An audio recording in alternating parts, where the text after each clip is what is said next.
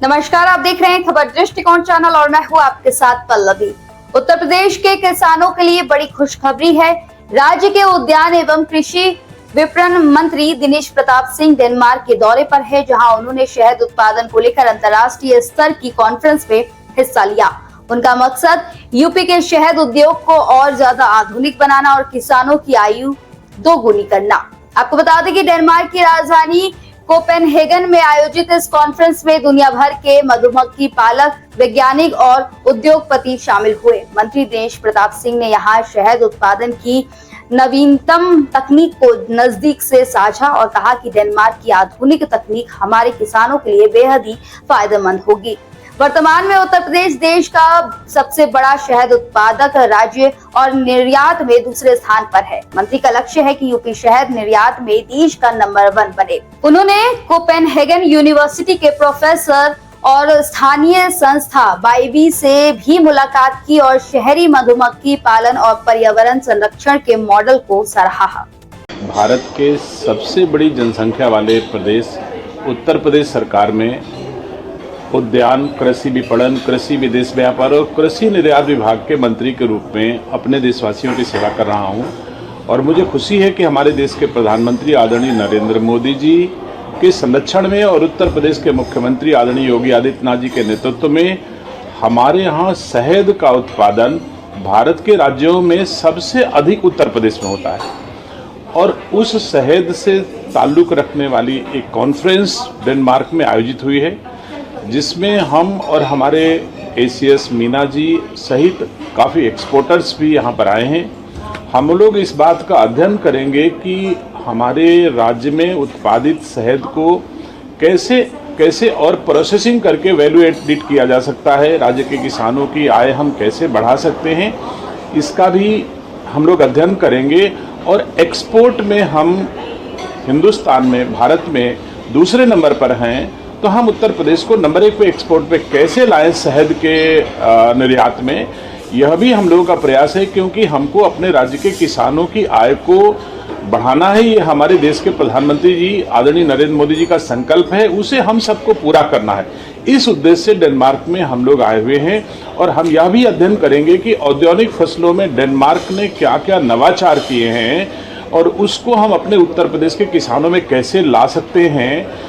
अगर प्रोसेसिंग के क्षेत्र में डेनमार्क ने कोई बढ़िया काम किया होगा तो उसे अपने राज्य के किसानों के लिए यहाँ से वो तकनीक ले जाने का भी काम करेंगे। इस क्षेत्र में हमारे दूतावास, जो भारत का दूतावास है, वो और डेनमार्क के किसानों, डेनमार्क के निर्यातकों, डेनमार्क के प्रोड्यूसर्स के बीच में हमारी बातचीत चल रही है।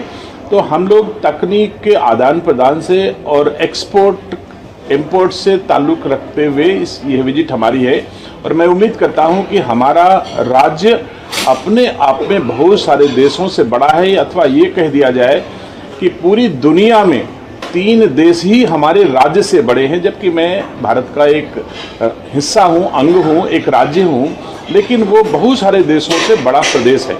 इसलिए हम हमारे उत्तर प्रदेश के किसानों की आय बढ़ाना, क्षेत्र में इस किसानों की उपज का वैल्यूएडेशन कराना, उसकी बेहतर प्रोसेसिंग करके दुनिया के बाजारों तक पहुंचाना आज की विजिट का हमारा मुख्य उद्देश्य है। बिल्कुल, वो तो संभावनाएं हम लोग तलाशेंगे कि हम डेनमार्क को क्या दे सकते हैं और डेनमार्क हमको क्या दे सकता है। ऐसी संभावनाएं तलाशने के लिए ही हमारे राज्य का एक प्रतिनिधि मंडल, और मैं समझता हूं भारत के कई राज्यों के प्रतिनिधि मंडल यहाँ पर आए हुए हैं। सबका उद्देश्य है अपने अपने राज्य में कैसे बेहतर किसानों की सेवा हम लोग कर पाए, ये हमारा अध्ययन का विषय होगा। उसके बाद निर्णय होगा कि डेनमार्क हमें क्या देगा और हम डेनमार्क को क्या देंगे। नहीं, टेक्नोलॉजी आती है, शहद के बेहतर शहद कैसे उत्पादित की जाए और गुणवत्तापरक शहद कैसे उत्पादित की जाए, उसमें कौन सी ऐसी गुण और आ जाए जो हमारे देश के लिए और दुनिया के लिए फायदे की चीज होंगे, एक चीज। दूसरा, शहद से हम प्रोसेस करके और क्या क्या चीज दुनिया में बन रही है, क्या हम उसको बनाने के लिए अपने राज्य में उस तरह के उपकरण लगा सकते हैं, उस तरह के उद्योग लगा सकते हैं जो हमारी शहद की को प्रोसेस करके उसकी वैल्यू एडिट कर सकें। तो वह तकनीक भी अगर डेनमार्क में होगी तो हम लोग प्रयास करेंगे कि उसको अपने उत्तर प्रदेश में स्थापित करें। मैं भारत का नागरिक हूं और भारत के एक राज्य का मंत्री हूं। मेरे लिए तो मेरे भारत से बड़ा कुछ भी नहीं है, लेकिन इसमें कोई दो राय नहीं है कि हम एक दूसरे के पूरक हो सकते हैं। बहुत ऐसी चीजें हैं जो डेनमार्क में नहीं होंगी, वो भारत भी डेनमार्क को उपलब्ध करा सकता है, और बहुत ऐसी चीजें होंगी डेनमार्क में जिसको भारत ले जा सकता है अथवा डेनमार्क से ले सकता है। तो ये तो साझेदारी का विषय है, बड़ा और छोटा होने का कोई विषय नहीं। यहाँ के भारतवासियों को आप कुछ संदेश देना चाहेंगे? बिल्कुल, मुझे गर्व है कि यहाँ पर 20,000 से अधिक भारतवासी डेनमार्क में रहते हैं। मैं उन्हें शुभकामनाएं देता हूँ। हमारा भारत इतना महान है कि दुनिया के शायद ही कोई देश होंगे जहाँ जाकर के उन्होंने अपनी योग्यता का महत्व उन देशों में ना बताया हो। हर देश में भारत के लोग जाकर के रह रहे हैं और अच्छा काम कर रहे हैं। मैं अपने भारतवासियों के लिए यह, जिस समय हम आप बैठे हैं, हमारे यहाँ भारत में दुर्गा पूजा का अवसर होता है, वो शक्ति की पूजा होती है।